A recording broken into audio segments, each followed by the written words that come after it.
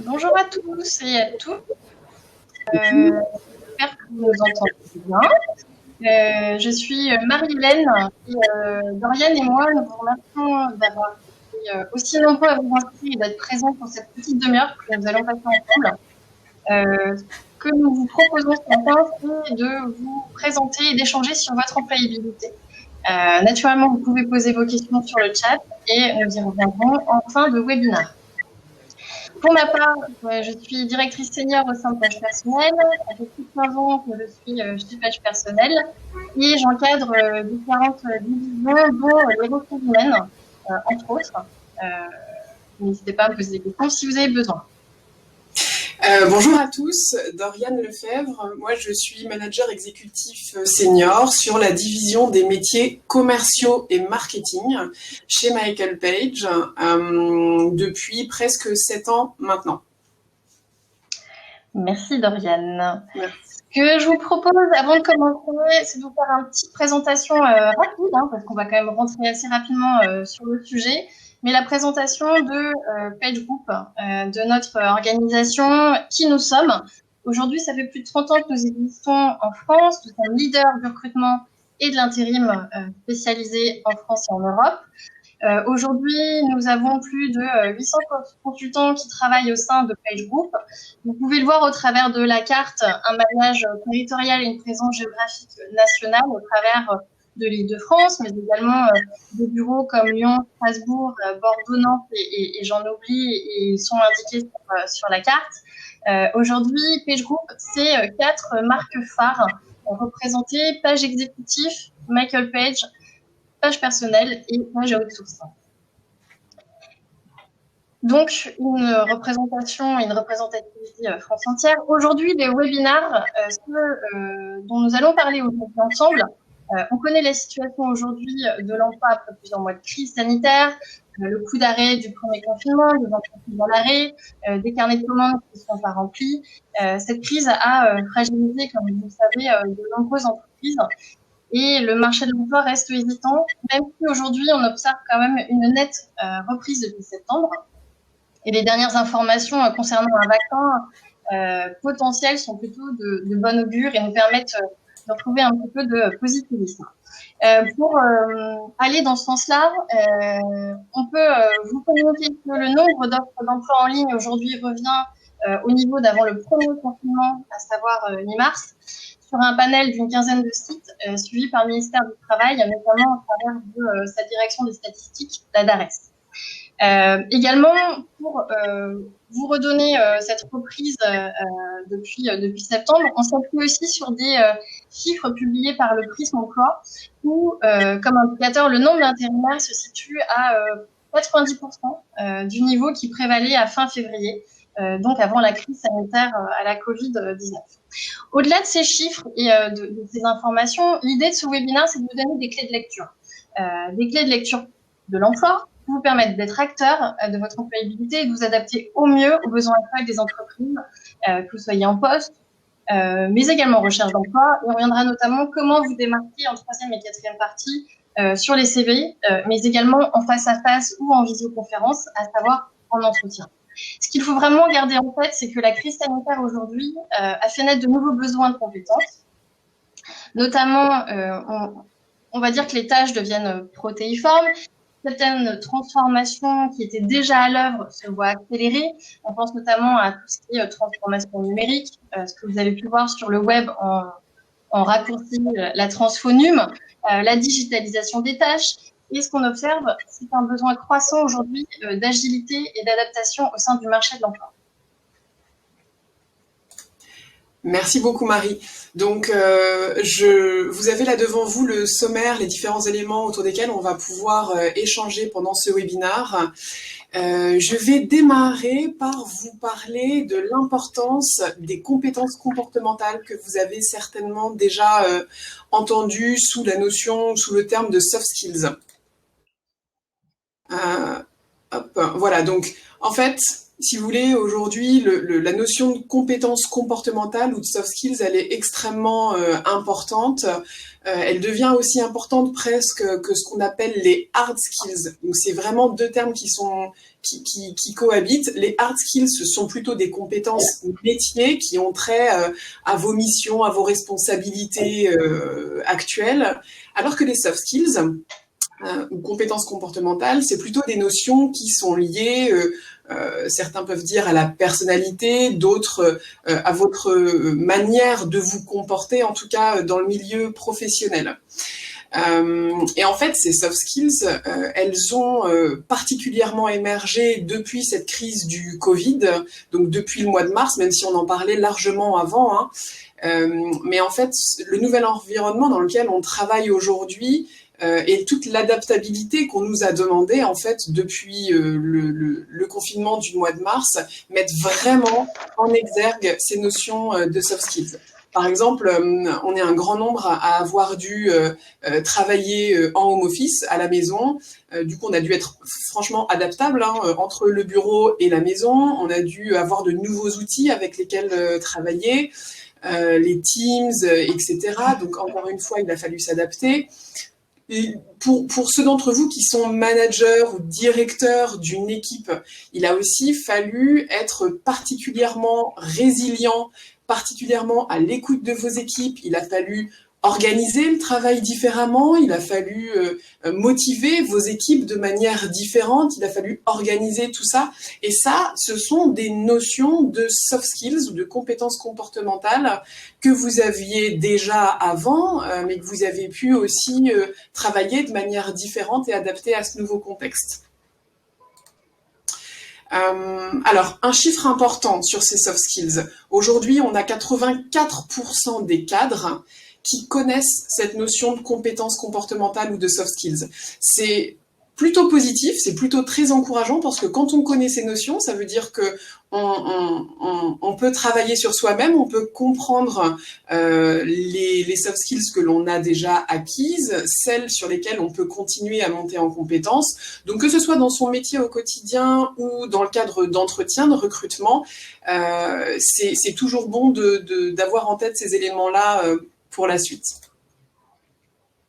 Un deuxième chiffre qui nous paraissait important aussi d'échanger avec vous, c'est que 62% des managers aujourd'hui sont prêts à recruter un candidat. Donc là, on se met vraiment dans la perspective de recrutement. Hein. Recruter un candidat principalement sur ses compétences comportementales, sur ses soft skills.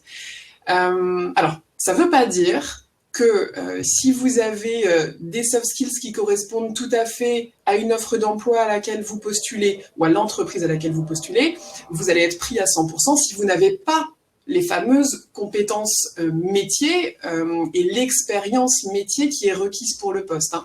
C'est pas voilà, les deux doivent cohabiter ensemble. Vous devez avoir et les compétences qui sont requises pour le métier auquel vous postulez et les compétences comportementales. Mais ce qui est important de retenir, c'est que si on a le bon match entre les compétences du candidat et ce que l'entreprise recherche, ça va permettre d'avoir un recrutement qui est durable. Et la durabilité du recrutement, vous le savez, c'est extrêmement important parce que ça coûte à une entreprise du temps, de l'argent, de former un collaborateur et de l'intégrer. Et clairement, ça coûte grosso modo en moyenne 25 000 euros si on se rate sur un recrutement. Donc c'est quand même pas neutre. Voilà, donc en conclusion, un candidat qui se sent bien dans son environnement de travail sera toujours plus efficace et certainement plus fidèle à son entreprise. Merci Doriane. Pour poursuivre cette notion d'ancrage et de durée, on voulait revenir sur la notion de formation comme clé de l'employabilité dans un contexte aujourd'hui où les métiers changent de plus en plus vite. On parle notamment d'obsolescence de compétences. Si vous pouvez le voir qui s'affiche sur l'écran, il y a un chiffre qui est très important aujourd'hui, c'est que près de 50%, la moitié des emplois dans 10 ans n'existent pas encore. Voilà. Donc la crise actuelle accélère naturellement ce changement, cette obsolescence, et il faut bien évitablement indéniablement, en tout cas, être armé face à cette situation. Aujourd'hui, les questions d'adaptation, de rétention des collaborateurs sont des sujets qui sont des sujets clés, des enjeux fondamentaux pour les entreprises. Et le pendant, côté candidat, il faut aujourd'hui pouvoir se démarquer dans un marché en mouvement, démontrer sa capacité d'adaptation et d'évolution, être en mouvement pour favoriser son employabilité. C'est pour ça que la notion de formation devient centrale aujourd'hui quand on parle d'employabilité, ou dit autrement, il faut se former tout au long de sa carrière pour permettre de rester dans l'emploi. Et c'est pour ça qu'aujourd'hui, nous avons choisi, Dorian et moi, de vous parler de deux sujets, de deux termes de marketing, mais qui nous semblent assez essentiels aujourd'hui que vous puissiez avoir en tête et à maîtriser, qui sont l'upskilling et le reskilling. Alors, mis à part ces anglicismes et ces termes marketing très particuliers, qu'est-ce que l'upskilling? En fait, c'est tout simplement un terme qui permet de désigner la montée en compétences.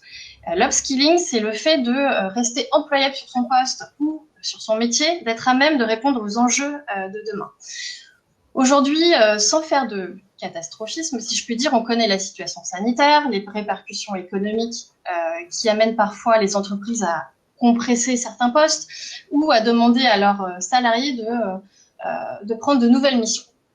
L'enquête de Deloitte sur les tendances mondiales aujourd'hui le souligne parfaitement, avec aujourd'hui plus de 53% des entreprises, donc plus de la moitié des entreprises, ont expliqué que entre la moitié et la totalité de leur personnel seraient amenés à utiliser de nouvelles compétences au cours des 3 prochaines années.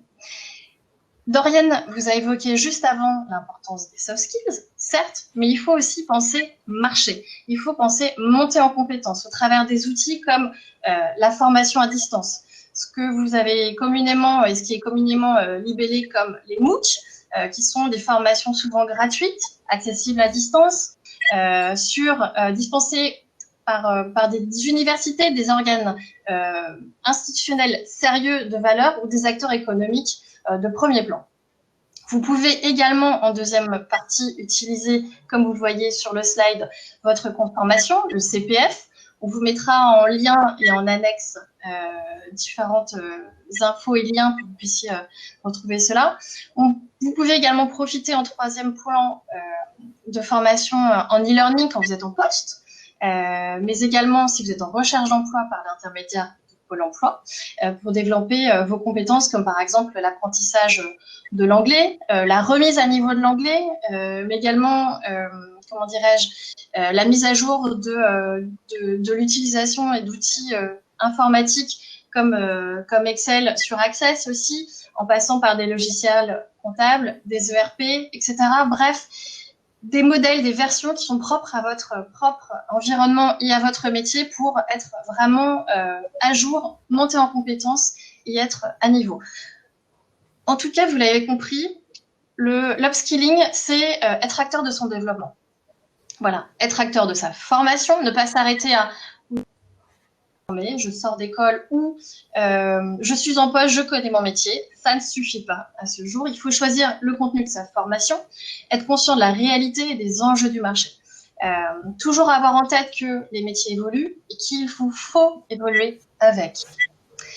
La deuxième notion que nous allons aujourd'hui aborder avec Dorian aussi, c'est le reskilling. Alors, deuxième terme anglais, et après on s'arrête avec ces termes de marketing, c'est la notion de se requalifier, le fait de changer son socle de compétences. Par exemple, on va l'illustrer avec des métiers, par exemple, techniques, qui s'essoufflent, qui deviennent aujourd'hui obsolètes, caduques. Par exemple, des technos en bout de course, du fait de la robotisation, ou des métiers qui disparaissent. Ou alors, par exemple, des métiers qui se transforment comme, par exemple, des agents de courrier pour la mise sous pli, alors que nous sommes dans l'ère de la dématérialisation. Il est essentiel aujourd'hui pour ces personnes et pour ces salariés de se requalifier, de changer son socle de compétences pour se tourner vers de nouveaux métiers qui sont aujourd'hui plus porteurs. Cela est vrai pour une personne qui sera en recherche d'emploi, mais et qui ne serait plus aujourd'hui employable ou comment dirais-je, sur son cœur de métier, voilà, ou une personne qui est en poste et dont les missions seraient devenues aujourd'hui caduques, puisque naturellement Dorian vous le disait, un recrutement, ça coûte cher. Et aujourd'hui, l'entreprise, malgré tout, va chercher à capitaliser sur ses forces vives, ses salariés et les compétences internes plutôt que de recruter à l'externe. Donc, il faut vraiment avoir en tête, si je dois conclure sur ces 2 slides, à la fois de upskilling et reskilling, c'est qu'aujourd'hui, la période que nous vivons, elle est inédite, mais c'est une période qui est intéressante pour faire le point sur soi, sur son métier, sur son devenir, et c'est une période qui a été propice à réfléchir sur votre quotidien, à vous interroger. Continuez cette réflexion-là, travailler sur une réorientation au sein de votre entreprise, à travailler à une nouvelle carrière, à vous questionner sur une éventuelle reconversion ou à la construction de nouveaux projets. C'est le moment de changer son socle de compétences. Prenons par exemple aujourd'hui des métiers qui évoluent, que ce soit vers l'IT ou le marketing web, les métiers de la supply chain aussi, qui ont énormément été transformés ces dernières années, les métiers techniques ou les métiers qui se tournent éventuellement aussi vers le service à la personne. Ce sont des métiers et des secteurs d'activité qui sont vraiment porteurs aujourd'hui. Le reskilling et l'upskilling, pour conclure, c'est être acteur, vous l'avez compris, c'est changer votre socle de compétences, changer vos perspectives pour favoriser votre employabilité. Merci beaucoup Marie. Alors, maintenant que l'on a recontextualiser les grandes dynamiques du marché de l'emploi actuellement, au regard notamment de la crise du Covid, et que nous avons parlé de soft skills et de formation comme étant des points particulièrement importants dans la mise en avant de votre profil. Il nous paraît intéressant d'évoquer avec vous maintenant la manière de bien présenter votre parcours si vous êtes en recherche active ou même passive de nouvelles opportunités. Alors, on va vous aider à travailler un peu plus concrètement sur la mise en avant de vos compétences, notamment comportementales, sur votre CV. Ça, c'est moi qui vous en parlerai. Marie-Hélène vous parlera un peu aussi de la manière de mettre en avant et d'améliorer votre profil LinkedIn. Et ensuite, je reviendrai sur quelques conseils pour toujours mieux vous préparer à l'entretien en visioconférence. Allons-y. Alors, attendez, c'est un petit peu long sur la prochaine slide.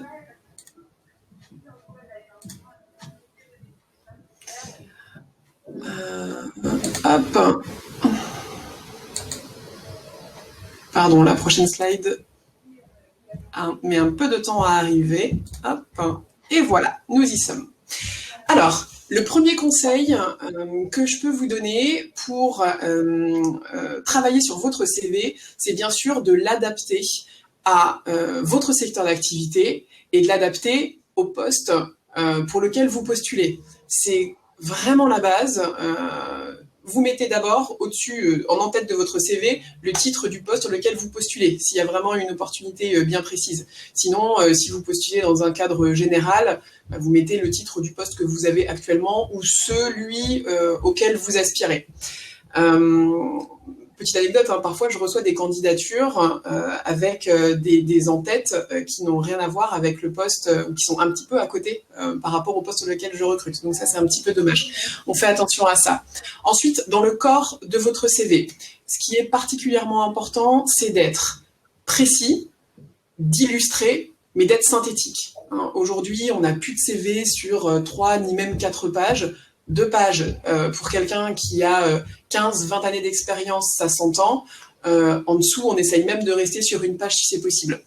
Donc, vous mettez en avant dans chacune de vos expériences les éléments clés qui vont permettre de montrer aux recruteurs que vous correspondez au poste pour lequel vous postulez. Donc, il faut que vous mettiez très précisément, par exemple, les produits ou les services sur lesquels vous travaillez. Tout dépend bien sûr de votre métier. Alors, moi, je suis assez orientée sur le recrutement de profils commerciaux ou marketing. Donc, vous allez voir, il y a quelques conseils qui peuvent être très en lien plutôt avec des commerciaux ou des marketeurs, mais bien sûr, vous adaptez par rapport à votre métier.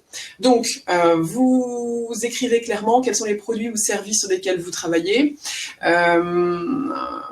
par exemple, pour des commerciaux, votre typologie de clients, voire même des noms de clients ou de prospects. Vous indiquez si vous avez un profil plutôt chasseur ou plutôt développement de compte existant, encore une fois pour un profil commercial. Mais c'est particulièrement important d'être précis. Ensuite, le deuxième point, qu'on a illustré là sous la forme du petit picto Success Stories, l'important c'est de faire apparaître des résultats qui sont concrets. Je reprends l'exemple des commerciaux. Vous pouvez il y a 2-3 indicateurs à mettre de base. C'est quel est le chiffre d'affaires que vous avez réalisé par exemple sur l'année qui vient de s'écouler. Quelle est la progression de ce chiffre d'affaires, montrez vos réalisations plutôt positives et pourquoi pas aussi comparer par rapport aux objectifs qui vous étaient fixés. Ça permet de montrer que vous avez pu aller au-dessus des objectifs, par exemple. Vous l'avez compris, aujourd'hui, il ne faut pas sur un CV que votre CV soit scolaire, il faut être concret, illustré. Alors, Dorian en parlait avec des chiffres, quelques pourcentages suffisent. Hein, il ne faut pas il faut pas que son CV devienne un fichier Excel, mais soyez concret, soyez impactant, soyez efficace.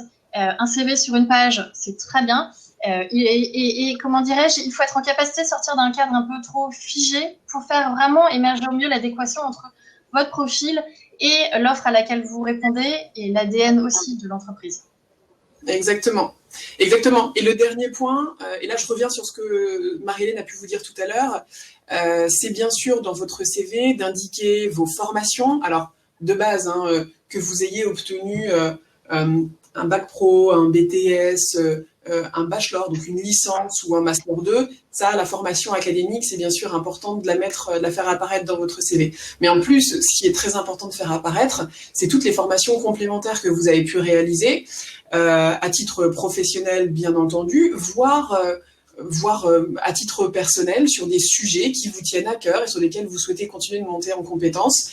Donc, indiquez également ces formations-là. Ce qui est important de montrer à votre futur employeur, c'est la curiosité que vous avez et votre volonté de continuer à monter en compétences. Curiosité, adaptabilité, ce sont vraiment les maîtres mots. Sur la slide suivante,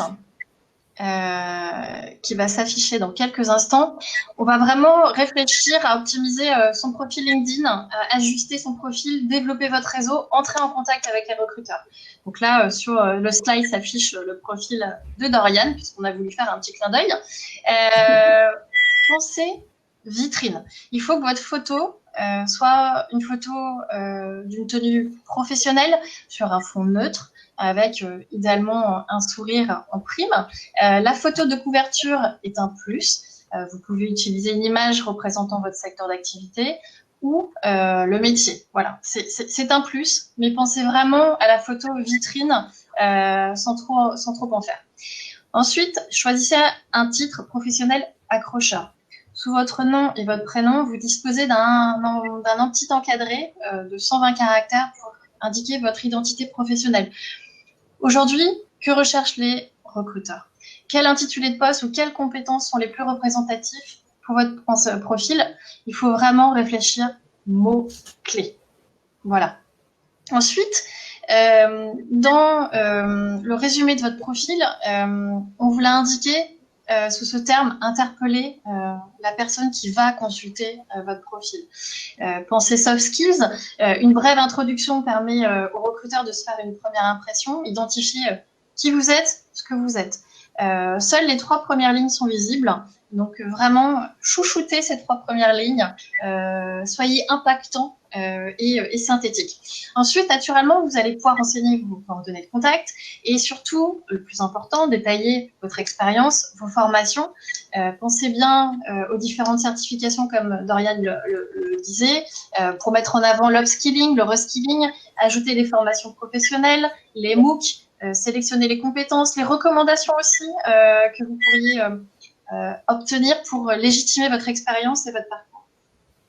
Ensuite, il y a aussi quelque chose de très important qu'on appelle le personal branding, où vous pouvez enrichir votre contenu de profil avec des contenus médias pour illustrer vos expériences, partager vos réalisations par exemple, ou partager aussi alors du contenu web, médias, vidéos, écrits. Voilà, c'est ce qu'on appelle aujourd'hui, comme je vous le disais, du personal branding. C'est vraiment vous marketer, vous mettre en avant et mettre en avant votre potentiel pour encourager et favoriser votre employabilité.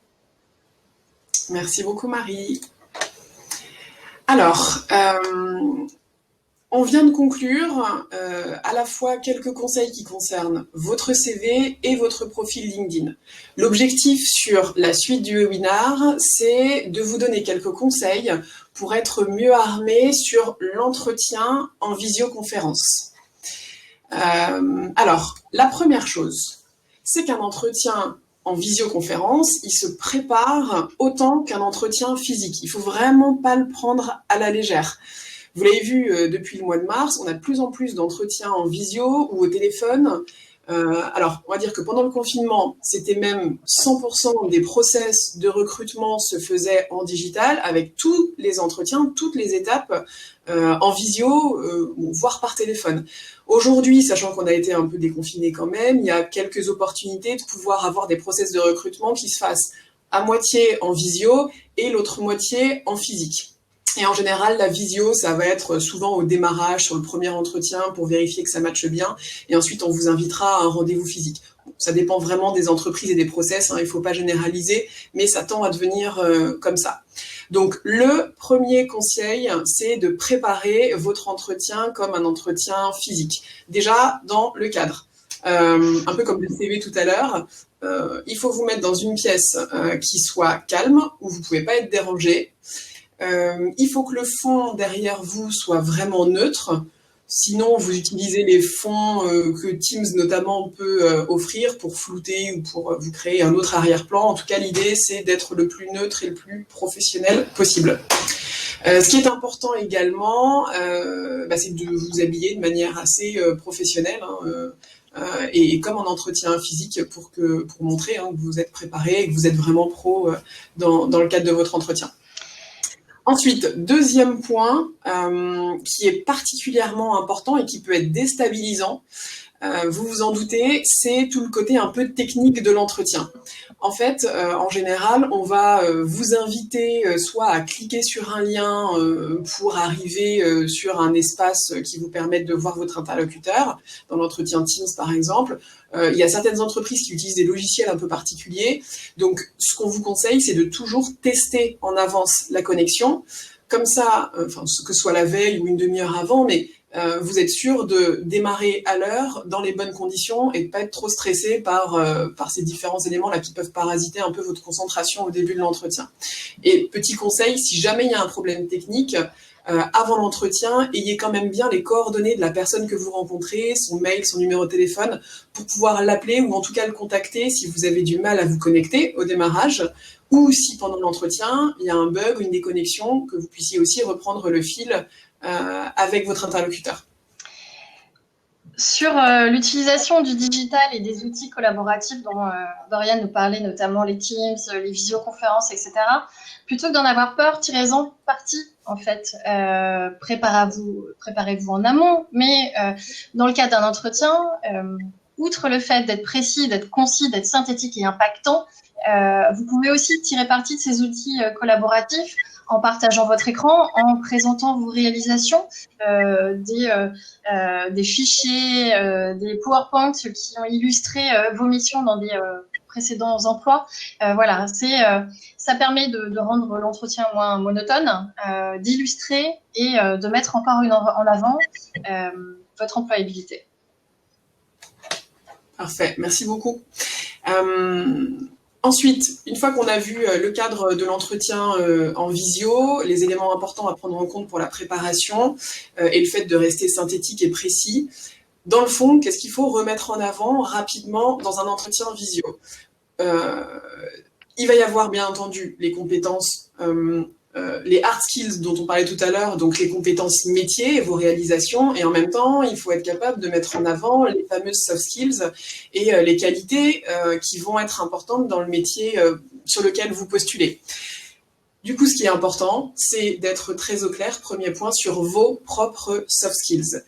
En fait, il y a quelques outils qui vous permettent aujourd'hui d'identifier quels sont vos soft skills. Il y a quelques tests qui existent sur le marché, qui sont gratuits, ou que même nous, on peut faire passer chez Michael Page.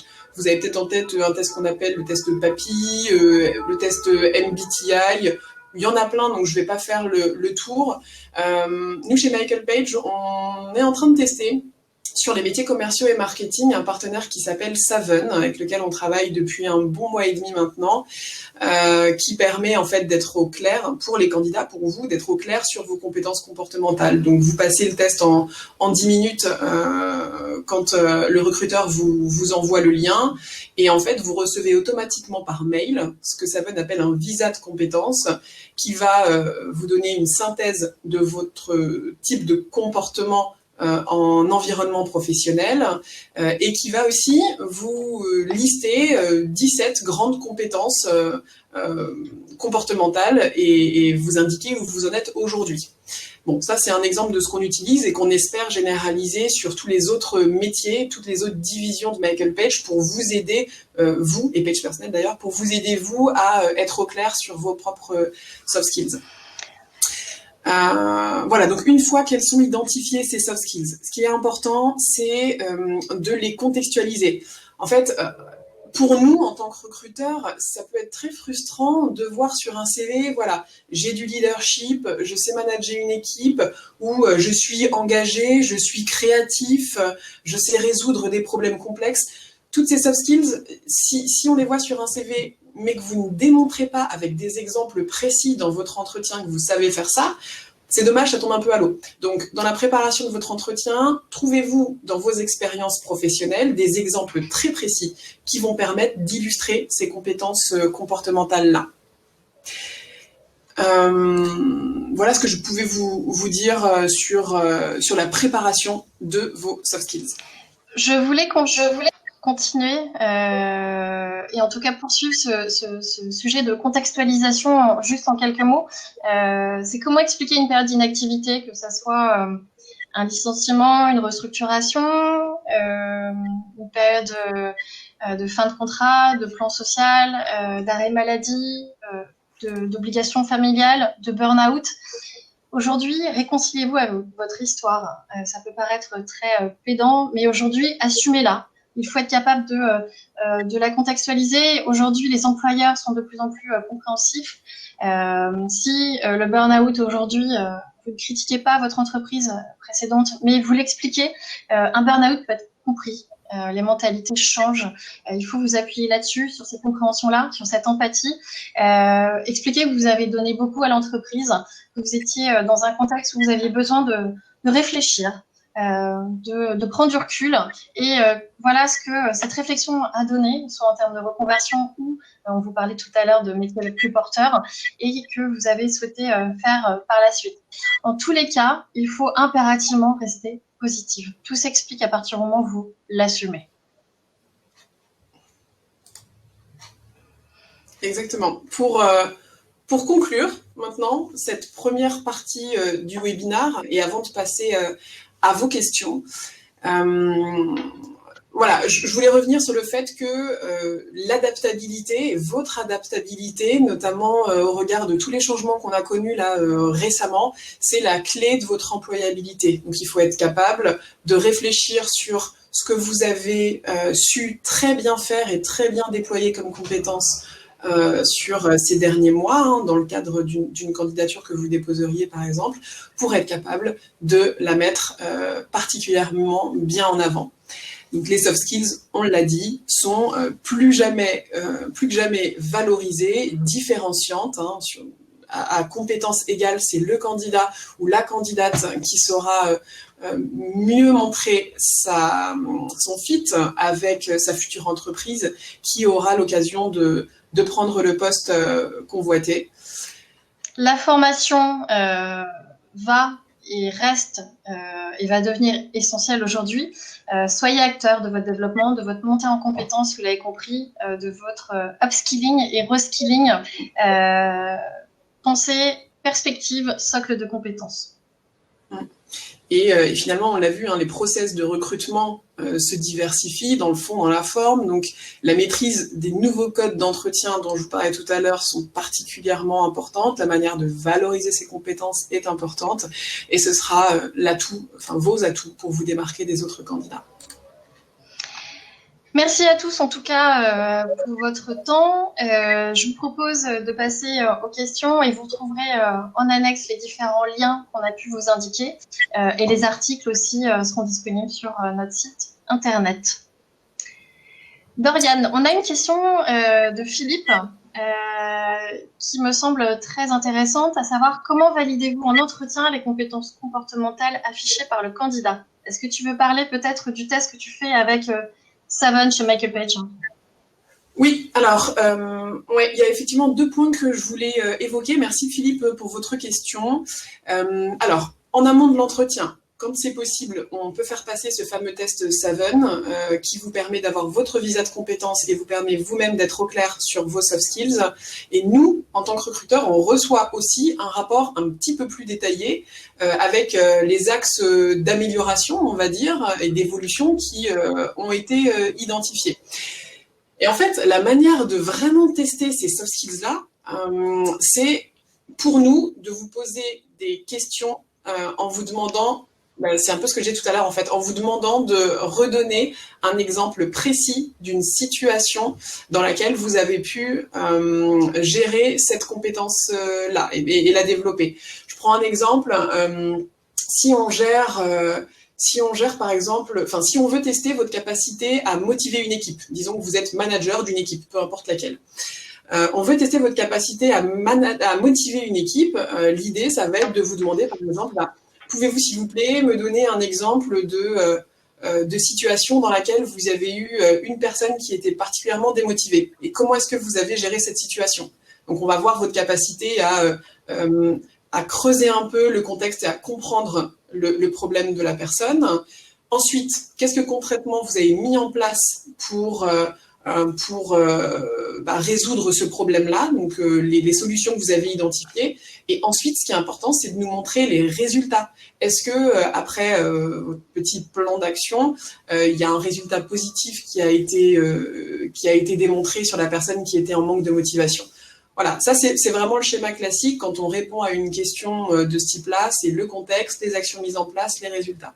Et voilà, c'est vraiment comme ça qu'on va valider une soft skills ou une compétence comportementale, c'est en vous demandant de nous donner un exemple précis dans lequel vous avez démontré la compétence. Dorian, pour filer exactement, pour aller dans la continuité de ça, il y a une question de Brigitte qui demande si aujourd'hui il existe des qualificatifs concrets de soft skills. Oui, tout à fait. Alors, il y en a plein. Il y en a plein. Alors, si je reprends, par exemple, pour les profils managériaux, en termes de soft skills, on peut retrouver la capacité à motiver une équipe, la capacité à organiser le travail d'une équipe, la capacité à prendre part au développement d'un projet en équipe. Voilà, ça sont des exemples. Ensuite, il y a des soft skills qui sont très liés à des notions de connaissance de votre entreprise, de connaissance des personnes ressources. Est-ce que je suis capable d'identifier dans mon organisation des personnes ressources, donc des personnes qui n'ont pas les mêmes compétences que moi, mais qui vont m'aider à avancer dans mes projets. Votre compétence aussi à vous connaître vous-même pour vous mettre en place un cadre de travail, des objectifs qui vont forcément découler de vos objectifs de vos managers, hein. Mais se connaître soi-même, c'est une vraie soft skill aussi. Ce qu'on peut trouver aussi comme soft skill, c'est par exemple la capacité à résoudre un problème complexe et donc à réfléchir de manière un peu différente par rapport à ce qui existe déjà aujourd'hui dans votre entreprise pour résoudre un problème. Votre capacité à être innovant et à sortir du cadre. C'est aussi une soft skill. La capacité, bien sûr, à gérer son stress dans une situation ambiguë. Et quand je parle de situation ambiguë, c'est surtout dans le cadre d'un changement de contexte, d'un changement d'équipe, d'un changement de manager, du changement, je sais pas, d'une problématique d'un client, je sais pas, en usine, une machine qui tombe en panne. Voilà, comment est-ce que vous gérez votre stress dans ce genre de situation? Voilà quelques soft skills que je pouvais vous redonner. Merci Doriane.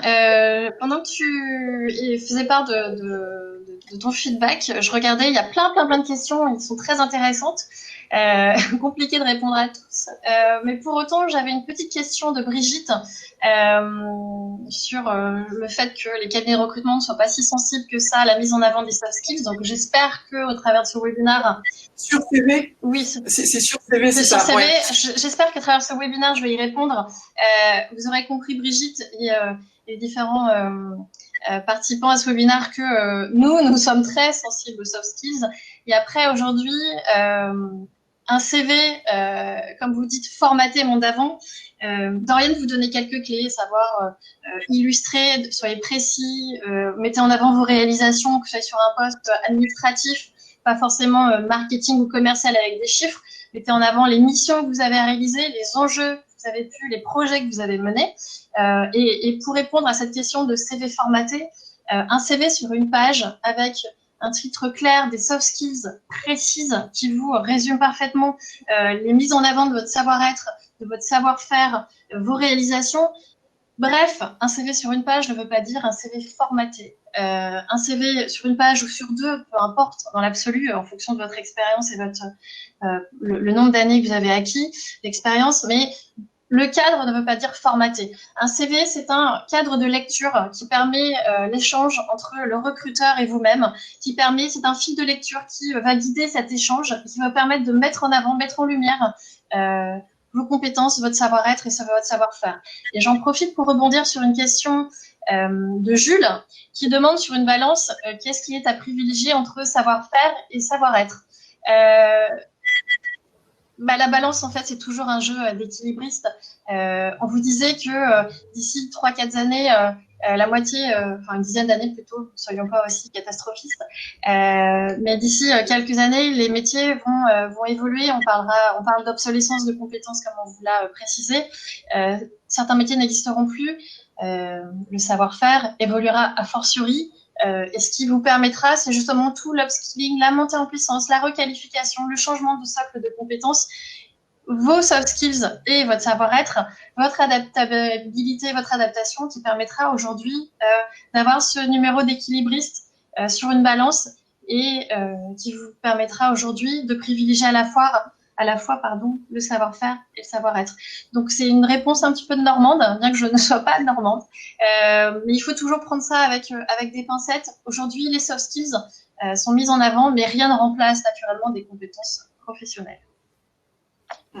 Merci beaucoup. Je rebondis sur une question qui me semble intéressante, effectivement, alors, je ne sais pas si c'est monsieur ou madame Tessier, de Stéphanie du 51. Quand on a un poste sur lequel on ne peut pas forcément mettre en avant des chiffres sur son CV, comment est-ce qu'on justifie de ces soft skills, voilà, quand on est évalué surtout sur du qualitatif. Donc là, je vais répondre rapidement. Vous avez raison, c'est pas forcément très facile, en tout cas, pas de manière aussi évidente que quand on peut mettre des chiffres. Moi, ce que je vous conseille, c'est donc sur votre CV, remettez les quelques mots-clés en haut du CV, donc en dessous de votre titre, des principales compétences comportementales que vous avez. Et là, pour le coup, ça va être principalement approuvé en entretien. Donc bien sûr, l'idée c'est de réussir à postuler sur un poste sur lequel vous avez déjà des compétences techniques et des compétences métiers qui matchent. Comme ça, vous avez des chances, bien entendu, que votre CV soit retenu, qu'on vous appelle et que vous ayez un entretien. Et ensuite, là, ça va être à l'entretien de démontrer à travers des exemples précis, parce que ça, vous en aurez forcément, j'en suis certaine. Il faut juste les préparer. Vous aurez l'occasion de démontrer ces compétences comportementales-là. J'espère que ça répond à votre question. Mais c'est pas grave si on n'a pas de chiffres sur son CV, si on va pas en inventer si effectivement son métier ne s'y prête pas. La question de Laurence sur l'analyse du CV par les algorithmes. L'intelligence artificielle fait peur et c'est vrai que ça terrorise bon nombre d'entre vous. Aujourd'hui, on ne fait pas de recrutement par algorithme. Par contre, effectivement, les cabinets de recrutement peuvent utiliser certains outils comme certaines applications comme CV Catcher, Job Match, par exemple, pour faire du matching, pour analyser les mots-clés d'un CV. C'est pour ça que tout à l'heure, lors de ce webinaire, on insistait sur votre présentation LinkedIn ou CV sur des mots-clés. Réfléchissez à des mots-clés qui vous représentent au mieux. Un match de compétences professionnelles par rapport à une offre à laquelle vous postulez, etc. Mais très clairement, Laurence, pour vous répondre, aujourd'hui, on ne fait pas... et notre cabinet ne fait pas de recrutement par algorithme. Vous avez des hommes et des femmes en face de vous qui vont prendre le temps d'analyser vos compétences, vos mots-clés, les soft skills mis en avant et qui vous appelleront pour valider cela en amont. Rapidement, une question de Fanny. Peut-on parler des résultats de ces tests de personnalité en entretien ? Alors, je vais parler vraiment de mon cas et de ce que moi je recommanderais. On peut vous recommander des choses différentes en fonction du recruteur que vous avez, avec lequel vous échangez, je veux dire. Moi, ce que je recommanderais, vous pouvez envoyer vos résultats par mail au recruteur en cabinet, j'entends, avant l'entretien. Ça me dérange pas et au contraire, ça me permet d'avoir déjà une certaine connaissance de votre profil avant l'entretien. Ensuite, pendant l'entretien, moi, je vais toujours préférer que vous m'illustriez votre parcours avec vos propres exemples plutôt que de reprendre texto le rapport du test que vous avez pu avoir, à moins que vous ayez des questions particulières ou des points sur lesquels mettre l'accent parce que vous avez identifié que c'est vos forces particulièrement. Mais voilà, ça peut être un peu maladroit de décontextualiser de votre parcours et de revenir uniquement sur les résultats d'un test.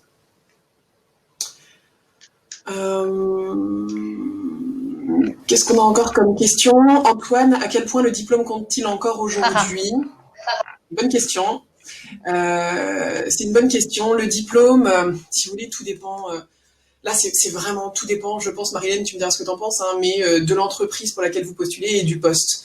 On a aujourd'hui un certain nombre de nos clients qui sont complètement d'accord pour nous dire ce qui est le plus important pour nous, c'est le parcours et l'expérience professionnelle du candidat, qu'il ait un bac, un BTS, ça fera pas vraiment la différence.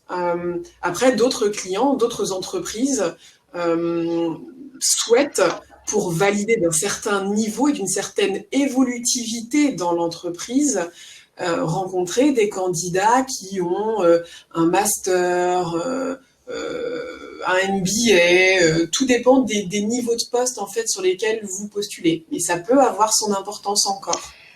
Je hoche de la tête et je suis parfaitement d'accord avec toi. Je partage ton feedback. Ça dépend de là où le client va mettre le curseur, de son prérequis. Aujourd'hui, pourtant, après, enfin voilà, ça fait moi plus de 15 ans que je suis dans le monde du recrutement. Je vois les mentalités changer, évoluer. Ça dépend de certains métiers, que vous soyez en comptabilité, au sein de la finance, au marketing, au sein de la banque, aux ressources humaines, au juridique et que sais-je.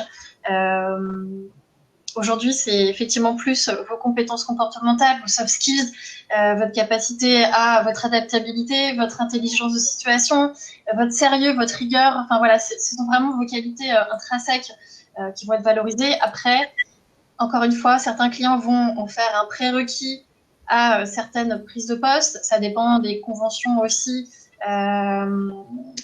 collectives par rapport à des grilles de rémunération dans des grands groupes. Peut-être que d'être dans une entreprise et des PME, ces diplômes ne seront pas des prérequis.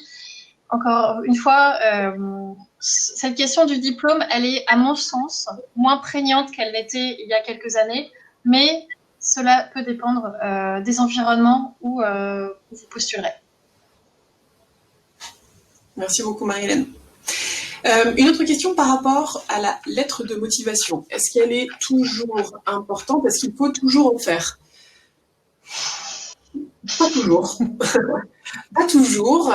Encore une fois, ça dépend de l'entreprise pour laquelle vous postulez. Très clairement, sur certains process, l'entreprise va vous demander d'envoyer et votre CV et une lettre de motivation. Donc là, vous le faites. Concernant Michael Page, typiquement, on ne demande pas de lettre de motivation pour démarrer un process de recrutement. On a d'abord juste besoin du CV, mais parfois une entreprise peut nous demander à un moment ou à un autre du process de recrutement que vous, en tant que candidat, vous rédigiez plutôt une note de synthèse qu'une lettre de motivation, une note de synthèse dans laquelle vous pourriez remettre de manière structurée et concise ce que vous avez compris de l'environnement de l'entreprise, des responsabilités qui vous sont demandées sur le poste et quelles sont vos motivations, les éléments forts qui font que vous souhaitez rejoindre l'entreprise et le poste. Voilà, mais en tout cas, et Marie-Hélène, je te laisserai aussi compléter si tu souhaites, j'ai de moins en moins de demandes de lettres de motivation, mais c'est très personnel. Je voulais compléter effectivement, puisque la lettre de motivation, ça doit pas, vous parliez de CV formaté. On voit trop souvent des lettres de motivation formatées qu'on peut glaner par-ci par-là sur Internet, qui manquent d'intelligence de situation, qui manquent de cœur, de sensibilité. Il faut qu'une lettre de motivation, si vous faites le choix d'appuyer votre souhait d'intégrer la structure, ou si votre futur employeur le demande, il faut que ça soit une lettre synthétique de reformulation, comme le disait Doriane, mais faut vraiment que vous puissiez mettre votre feedback. Voilà, mettez en avant ce que vous pourriez apporter à l'entreprise, mais pas de façon galvaudée. Encore une fois, faites preuve d'intelligence de situation. Mettez en avant les soft skills que le poste pourrait vous demander et votre adaptabilité et le fait aussi que vous pourriez vous projeter à court et à moyen terme dans l'entreprise. Ça, ce sont des choses essentielles à mettre en avant. Et s'il vous plaît, n'allez pas piocher sur le web pour glaner des choses trop formatées, sans cœur ni intérêt, à mon sens. Merci beaucoup. Merci pour toutes vos questions. On en a eu encore plusieurs, sachant que le webinaire touche à sa fin. Ce qu'on va faire, c'est qu'on va réunir toutes les questions sur lesquelles on n'aurait pas encore apporté de réponse là aujourd'hui. Et on va faire en sorte de vous créer du contenu qui sera diffusé sur les réseaux, sur les sites de Michael Page et de Page Personnel, pour que vous puissiez trouver des réponses à ces dernières questions. Merci à tous pour votre présence. Merci pour votre intérêt et ces nombreuses questions. À votre disposition, Doriane et moi, sur LinkedIn, si vous souhaitez poursuivre quelques conversations, et sur notre site et nos sites internet. Et on vous souhaite une très bonne journée, une très bonne employabilité. Soyez acteurs de votre développement et à très vite. Merci à tous. Bonne journée.